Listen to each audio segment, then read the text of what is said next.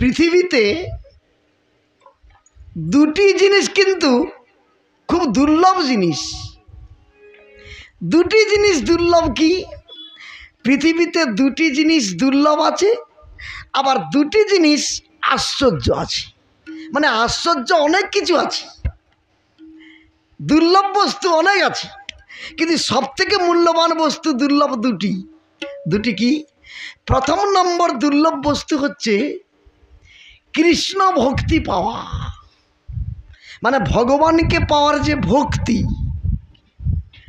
অনেকে বলবেন কেন, আমরা তো সবাই ভক্তি করি, তুলসী মালা পড়ি, ঠাকুরকে ডাকি, সন্ধ্যা দেই, ভক্তি করি। ওটা ভক্তি নয়, ওটা আচরণ।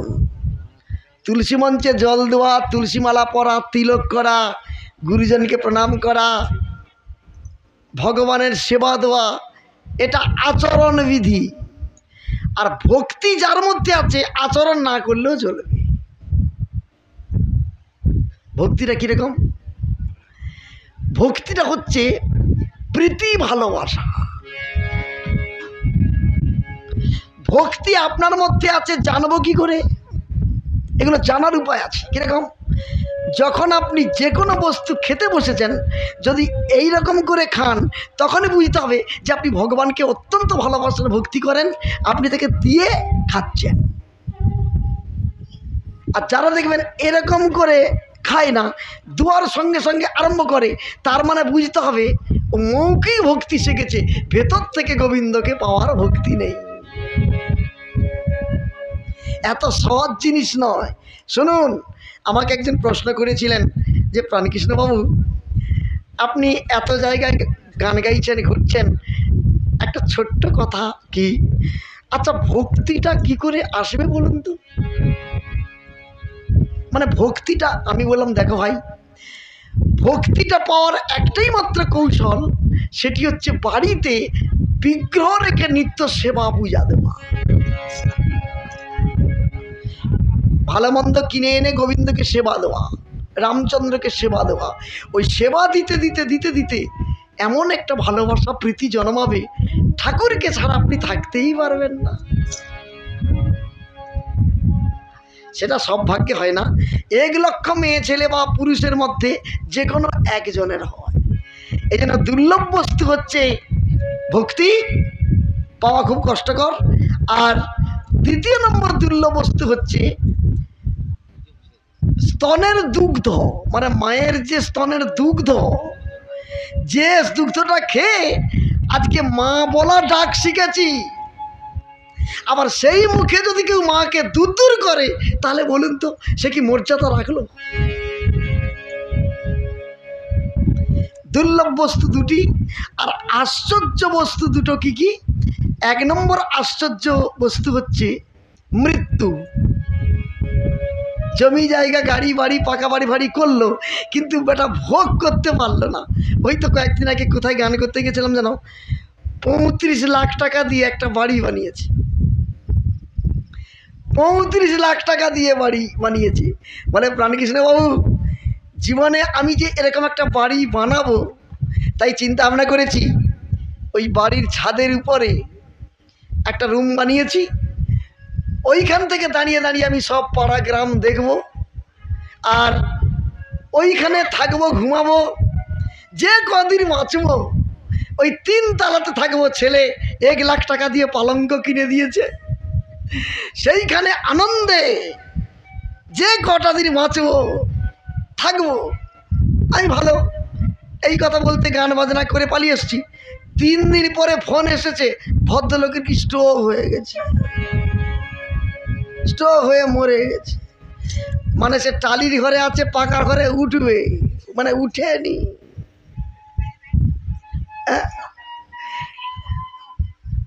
সে যাবে উপরে, কিন্তু উপরে কি যাবে, সে টালির ঘরেই। তাহলে এবারে বলুন, পৃথিবীর মধ্যে ওই লোকটার কথা শুনে আমরা হাসতেছি, আচ্ছা আমাদের ভাগ্যে ঘটবে নি গ্যারান্টি আছে কি? হ্যাঁ, ওরকম যদি আমাদের ঘটে যায়। সেই জন্য মৃত্যুটা আশ্চর্য জিনিস। আর 2 নম্বর আশ্চর্য জিনিস, না এটা বলবো না, বলবো আচ্ছা, 2 নম্বর আশ্চর্য জিনিস হচ্ছে, আচ্ছা প্রত্যেকের আমাদের আধার কার্ড, ভোটার কার্ড আছে। আচ্ছা আমাদের নাম আছে, আচ্ছা আমাদের নামের নিচের দিকে দেখবেন তো কার নাম আছে, একটু দেখবেন বাড়িতে গিয়ে বাবার নাম আছে হ্যাঁ কি না? হ্যাঁ। আচ্ছা আধার কার্ড, ভোটার কার্ডে, প্যান কার্ডে, আধার কার্ডে সব জায়গায় যদি বাপের নাম, তাহলে যে জমিটা বাবা কিনেছিল তার রেকর্ডে কার নাম? মানে বাবা কিনেছিল কার নাম আছে? বাবার নাম। তাহলে সব জায়গায় যদি বাবার নাম, তাহলে এবারে বিচার করতে হবে, ছেলে বৌমাকে বেশি করে বিচার করতে হবে কি, ঘরের মালিককে। পাড়ার লোক এসে বলে না, আরে তোমার মালিক আছে নাকি, বলে না। বাড়িতে 15 জন ঘর করি, সে কাউকে খুঁজবে না, মালিককে। তাহলে বাবাই হচ্ছে খুঁটা, মা বলো বাবা বলো, মালিক। কিন্তু আশ্চর্য জিনিস কি বলুন তো, মালিক বসে আছে, কর্মচারীরা খেয়ে যাচ্ছে। আমি দেখিয়ে দেবো, অনেক ঘরে আছে, বুড়ো বুড়ি বসে আছে। সেদিন এক জায়গায় দেখলাম একটা হরলেস কিনে এনেছে, জানেন, প্রথম মাইনা পেয়েছে, মানে ছেলেটা চাকরি করে, চাকরি পেত না, বাবার 10 ডিসিমল জায়গা বিক্রি করে 17 লক্ষ টাকা দিয়ে চাকরি পাইয়েছে। বুড়ি বলেছিল, মানে তার মা, ওগো পূর্বপুরুষের আস্তে পূর্বপুরুষের জমিটাকে তুমি নষ্ট করলে। তখন বুড়ো বলেছিল, বুড়ি বেটা যখন মাসে 50,000 পাবে, তখন কত জমি হবে তুই দেখ না, গুনবি তুই আর আমি। আমরা দুজনে, ছেলে মাইনা পেয়ে নিয়ে এসে দিবে, মানে 17 লাখ দিয়েছি, 17 লাখ, তা আমি গুনবো। এবার ছেলে প্রথম মাসের মাইনা পেল, ছেলে তো বিয়ে করেছে, বলুন তো টাকা কে গুনবে? হ্যাঁ, জানেন না? বুড়া বুড়ি কি,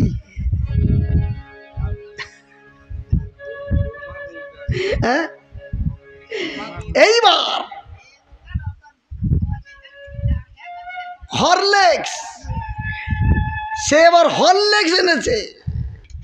এইবার বুড়ি বুড়াকে বলে, জীবনে তো বুড়া একটু তো হরলিক্স খাওয়ালেনি, এইবার ছেলে এনেছে প্রথম মাইনার টাকা, দুজনে খাবো, বুড়ো বয়সে খাবে, মানে দুজনের কি আনন্দ।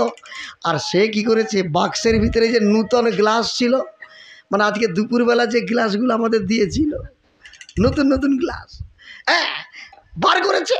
এইবার হরলিক্স ঘুরতেছে। এবার বুড়া বলে, বুড়ি এইবার দিবে খাবো।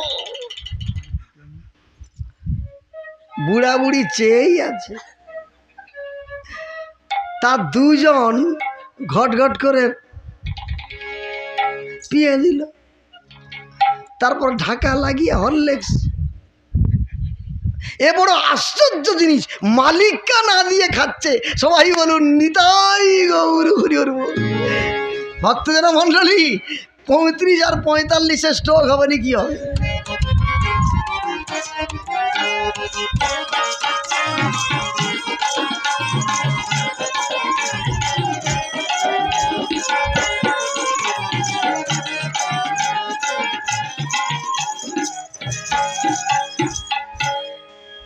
এবার খুশির হাতটা দুলে গেছে। এবার লব বলে, খুশ রে তুই আমায় ক্ষমা কর, আমি তোকে বুঝতে পারিনি। ও মা, আমাকে একটা নুপুর দাও। মা তখন ছোট্ট ছোট্ট ফুল এনে ছোট্ট করে একটা নুপুর বানিয়ে লাভের পায়ে বেঁধে দেয়, মানে ফুলের নুপুর। আর সে তখন চরণটাকে এরকম নাচাচ্ছে। আচ্ছা, ফুলের নুপুর যদি কেউ নাচায়, সে কি শব্দ হবে? সীতামা বলে ওটা কি হচ্ছে? ওমা কুশির পায়ের নুপুর কেমন রুনু ঝুনু বাজে, আমার শুধু ঢপর ঢপর বাজে। ওমা একটু দাও না বাজে। জয় রাম বলে মাতা নুপুর পরশিলে, রুনু ঝুনু করে নুপুর বাজিয়া উঠিল। প্রাকৃতিক স্বর্ণকমল নিয়ে দুই ভাই চললেন। রুনু ঝুনু ফুলের নুপুর বাজে, নাচে দুইটি ভাই।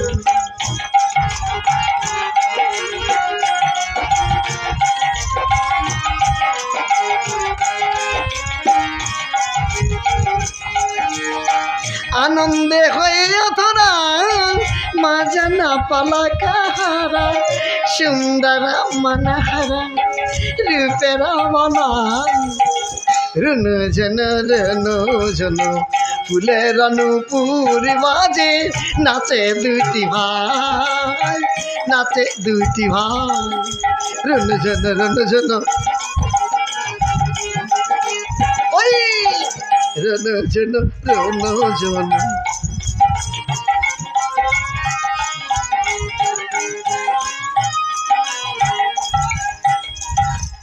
অযোধ্যার মহারাজ এই দেখুন প্রাকৃতিক স্বর্ণকমল। রামচন্দ্র চমকে উঠলেন, এ কমল এরা কোথায় পেল? বৈকুণ্ঠে লক্ষ্মীর পথ পথে হয় প্রস্ফুটিত। এরা সম্ভব কি করেছে? সম্ভব। এ যে আমার বনবাসী, এ যে আমার বনবাসীর সীতার কমল, এ কমল এরা কোথায় পেল? ওরে ভালো, এ কমল এ কি? সীতার হার? আমার সীতার হার বালকের কমল বক্ষে। বিমুষ্টি চরণত্রাগ জগতে কমনাও দীর্ঘ কেশী সুমুদ্ধা, ওগো জীবনে সঙ্গিনী প্রাণময়ী মম, আজ তুমি জীবিতা, এরা তোমার গর্ভের সন্তান। ধনুর্বাণে ফেলে দিয়ে রাজি হলো জন, বালকে কোলে নেবে করিল গমন। জয় সীতামা বলে কুশ একটা বানে মেরে দিলাম, সেই বানে রামচন্দ্রকে বন্ধন করিল। ছুটে গিয়ে পড়ে হনুমান পর্বতের কোলে, দুই হাতে একটা পাহাড় এনে বলে মাথায় দেব ফেলে। জয় সীতামা বলে কুশলভ কাঁদিয়া উঠিল, সীতামায়ের নাম হনুমান শুনিতে পাইল। নদীর জলে পর্বতের খণ্ড ফেলে দিয়ে হনুমান লাভকুশের পায়ের কাছে এসে বলল, ওই নামে তোর আবার বলি রে, ওরে ওই নামে তোরা আবার বলি রে, ওরে দুঃখিনী মায়ের নাম, ওরে দুঃখিনী মায়ের নাম, ওই নামে তোরা আবার বলি রে। তখন দুই ভাই বলতে শুরু করলো, সীতামা সীতামা সীতামা। তখন হনুমান অষ্টসাত্ত্বিক ভাবের উৎপন্ন হলো, তাদের চরণতলে গড়াগড়ি দিতে শুরু করলো। সঙ্গে সঙ্গে কুশলভ হনুমানকে বেঁধে মায়ের কাছে নিয়ে গিয়ে আছাড় ফেলে দিল। যেই আছাড় মেরে ফেলে দিয়েছে, সীতামা দেখেই তবাক, কাঁদিতে কাঁদিতে মাতা হনুমানের বন্ধনে খুলে দিলাম। লবকুশকে দূরে একটু পাঠিয়ে মাতা কহিতে লাগিল, বাবা অযোধ্যায় কে কেমন আছে বাবা? মা তুমি মনে হয় কিছুই জানো না। জানি, প্রাণনাথ যজ্ঞ করেছিল এইটুকু জানি। মা যজ্ঞের অশ্ব লবকুশ বন্ধন করেছে, তুমি জানো না? জানি বাবা। লবকুশ গোলাটা বেঁধেছে, কিন্তু ভরত লক্ষণ শত্রুঘ্নকে যে বেঁধেছে, ওই আমি তো শুনিনি। রামচন্দ্রকে কিছুক্ষণ আগে বন্দি করেছে মা। বাবা কুশ, বাবা কুশ, বাবা লাভ, তোরা মা তুমি তো বলেছিলে রামকে বাঁধতে পারবি, তাই বাবা আমি তো ভাবে বলিনি বাবা যে রামকে বন্দি করেছিস ওই অযোধ্যার মহারাজ তোদের পিতা। 5 মাসে গর্ভবতী ছিলাম যখন, বৃথা লগ অপবাদে দিয়েছিল বনবাসে, সেদিন থেকে আছি বনে। লবকুশ ছুটে যাচ্ছে, বাবা ওই অযোধ্যার মহারাজ তোদের পিতা, মুক্তি করে দাও। লবকুশ এসে শ্রীরামের বন্ধন মুক্ত করলেন, কিন্তু চেতন ফিরলেন না। সীতামা ছুটে গিয়ে রঘুবীরের চরণে আছাড় খেয়ে পড়ে বলে, আমার জীবন দুঃখে ভরা, সাথী আমার নয়ন ঝরা, কতই আপনা কাঁদি বসে তাই।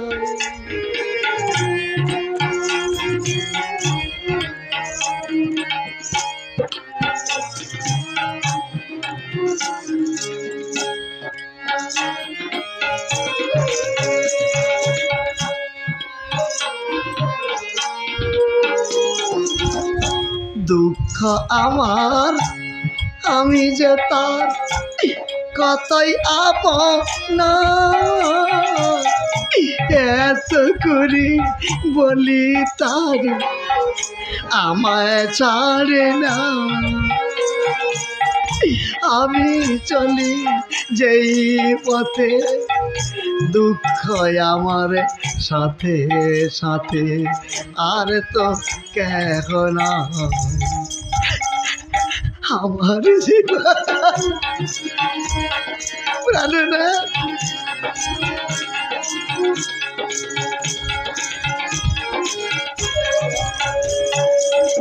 মা সীতা, সীতা মা। বাবা, আপনি চিত্রকূটে যাননি? মা, আমি গিয়েছিলাম, সবই তো জানি। যা লবকুশকে নিয়ে কুটিরে যা, সবাইকে বাঁচাচ্ছি, কালকে পিতা পুত্রের পরিচয় হবে। সীতামা বাল্মীকি মুনিকে প্রণাম করে লবকুশকে সঙ্গে করে নিয়ে কুটিরে ফিরে যায়। সঙ্গে হনুমানও গেলেন। আর এখানে জয় রাম শ্রীরাম বলে মহামুনি বাল্মীকি মৃত সঞ্জীবনী জাল ছাড়ায় দিল। জয় রাম শ্রীরাম বলে সকালে জাগিল। প্রথমেই রামচন্দ্র জেগে বললেন, মহামুনি চরণে প্রণাম। জয়স্তু রাম, জয় হোক। মহামুনি, দুটি বালকের পরিচয়। রাম, চঞ্চল হও না, ব্যস্ততা হও না। আগামীকাল প্রভাতে আমি আমার প্রিয় শিষ্যকে নিয়ে তোমার অযোধ্যায় আমি যাত্রা করব। আজকে যজ্ঞের অশ্ব নিয়ে গিয়ে পূর্ণ আহুতির কাজটা দিয়ে দাও, সম্পূর্ণ করো অশ্বমেধ যজ্ঞ। কালকে এই বালকের পরিচয় হবে। রামায়ণের ছন্দে রামচন্দ্র অশ্ব নিয়ে গিয়ে পূর্ণ আহুতি দিয়ে সুসজ্জিত মঞ্চে করে বসলেন। তারপরের দিন মহামুনি বাল্মীকি লবকুশকে অযোধ্যায় নিয়ে গেলেন।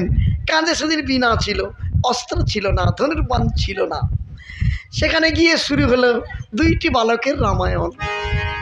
লবের বীণায় বাজে সীতা, কুশির বীণায় বাজে রাম রাম।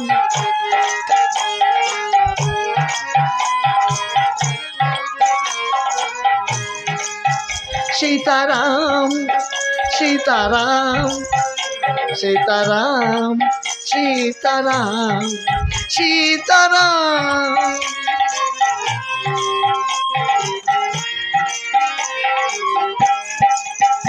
ওই লবের বীণায় বাজে সীতা, খুশির বীণায় বাজে রাম।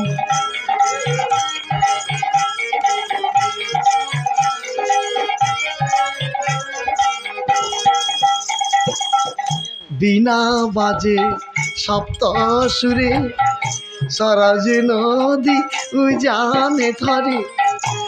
বীণার সুরে রঘুবরে করিল প্রণাম। লবের বীণায় বাজে সীতা, খুশির বীণায় বাজে রাম।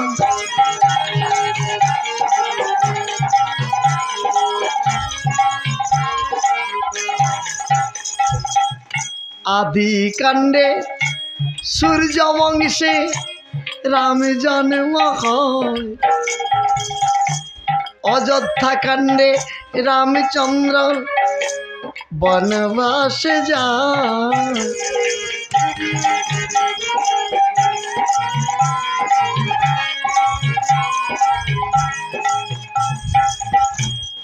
অরণ্য কাণ্ডে দুষ্ট দশানন ছদ্মবেশে সীতা দেবীকে করিলা হরণ।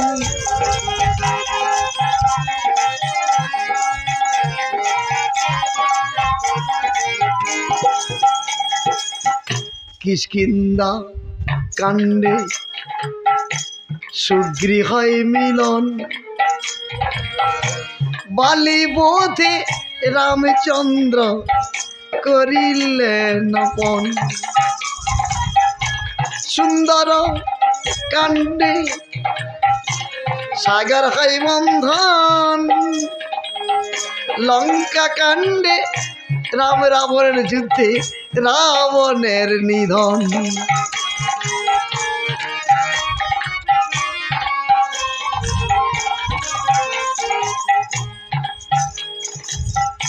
উত্তরা কাণ্ডে রামায়ণ শেষে মা জানকীকে রামচন্দ্র দিল বনবাসে।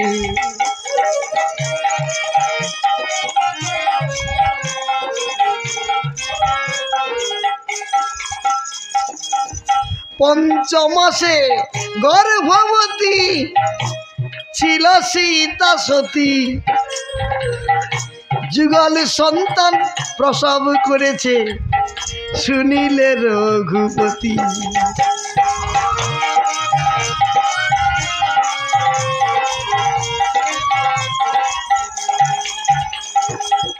কি বললে? আমার সীতার যুগল সন্তান, তারা বর্তমান কোথায়? কুশলভ বলে শোনো রামের খুড়াই, সীতার দুইটি পুত্র আমরা দুই ভাই রামায়ণ গাই।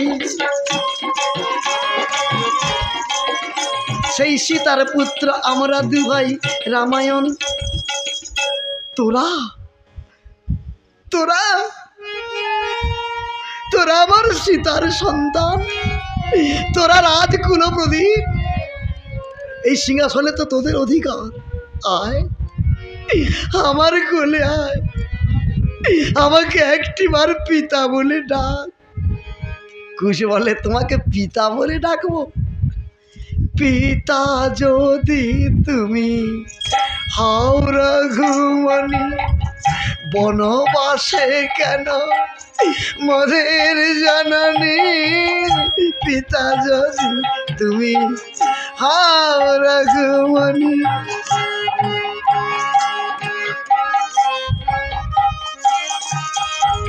অস্থি চরমসার বসে একাকিনী, দুনয়নে বাড়ি ঝাড়ে রাম, ও কথা সাজে না তোমারে কেমনে বলরাম এহেন বচন। ও কথা তুমি রাজা হাসিবে জগত সংসার। লক্ষণ দাদা, সীতাকে আর বাল্মীকির তপবনে নয়, ক্ষমা ভিক্ষা চেয়েছি বলে নিয়ে আসবে, যাও। লক্ষণ গিয়ে সীতামাকে নিয়ে এলেন। সীতামা রঘুবীরের সম্মুখে এসে দাঁড়ালো। রামচন্দ্র সীতামায়ের আপাত মস্তক দর্শন করে নিরুত্তর, কি বলবে? সীতামা বললেন, প্রাণনাথ, আমার মুখের দিকে তাকিয়ে মুখ ফিরালে, কি দোষ করেছি আমি? সুন্দর এবে কেন গো নীরবে, কেন গো আধাবাদন, হে রাম সুন্দর এবে।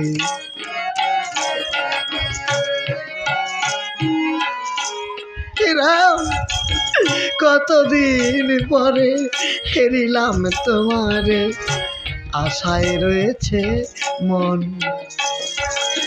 সুন্দর এবে কেন গো নীরবে, কেন গো আধাবাদন, হে রাম।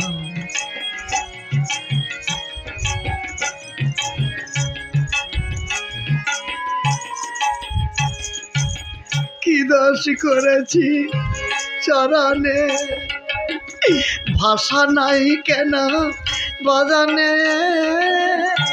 কি দোষ করেছি চরণে, ভাষা নাই কেন রাম বদনে, কেন ছলছল তোমার ও দুটি নয়ন, ও দুটি নয়ন কমল। হে রাম সুন্দর কেন গো নীরবে, কেন গো অধবদা। সীতা তুমি আমায় ক্ষমা করো, আমার ক্ষমা চার মুখ নেই যে অপরাধ করেছি। বাবা কুশলাম, মা তোমাদের বাবা ক্ষমা চাইছি, পিতাকে প্রণাম করো।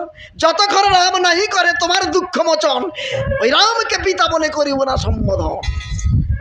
সীতা মা গিয়ে রঘুবীরের সামনে দাঁড়ালেন। ভক্তজন মন্ডলী, ব্যাপারটা তো বুঝতে পেরেছেন, আর একটুও গান গাওয়া যাবে না। কেন? মায়ের পাতাল বলতে হবে। কিন্তু না, ভক্ত সমাজ কোনোদিন পাতাল চায় না, কোনো শিল্পী পাতাল প্রবেশ গায় না। ক্যাসেটে গুরুদেব বার করেছে, কিন্তু স্টেজের মাধ্যমে আসরে পাতাল প্রবেশ কোনোদিন গায় না। আমার প্রতি নির্দেশও নেই, আমি গুরুর নির্দেশই পালন করি। ওই মিলনই ভক্ত চায়। আসুন আজকে আমরা মিলনের মাঝখানে সবাই হারিয়ে যাই। লবকুশ তার পিতামাতাকে প্রণাম করছি। পিতা স্বর্গ পিতা ধর্ম, পিতা হি পরমং তপ, পিতরে প্রীতিমা পন্নে প্রিয়ন্তে সর্ব দেবতা, জননী জন্মভূমিশ্চ স্বর্গাদ বিগড়িয়সি। আয় আয় তোরা দেখবি যা শ্রীরাম সীতার যুগল মিলন, আয় আয় তোরা দেখবি আয়। মেঘের করে ফিরবি জুড়ি, ওই মেঘের কোলে, ওই মেঘের কোলে ফিরবি জুড়ি, রূপেতে মাতায় মানন, আয় আয় তোরা দেখবি আয় শ্রীরাম সীতার যুগল মিলন।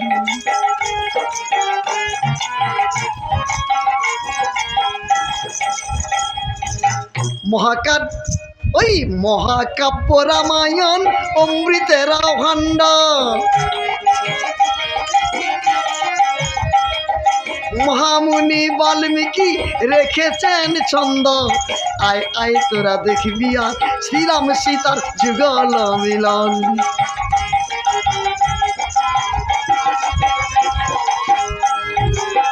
রামং শরণং গচ্ছামি, রামং শরণং গচ্ছামি, রামং শরণং গচ্ছামি। জয় জয় রঘুপতি রাঘব রাজা রাম, পতিত পাবন সীতারাম।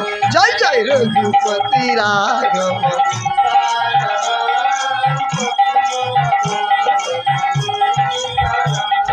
দশরথ নন্দন রাজা রাম, শুভ শান্তি বিধায়ক রাজা রাম। জয় জয় রঘুপতি রাঘব,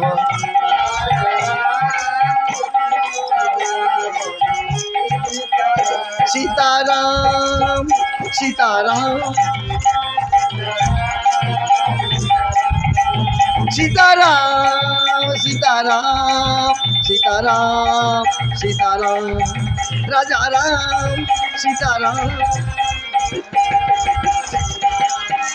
সীতারাম, রাজা রাম সীতারাম। ओम शांति शांति शांति शांति है।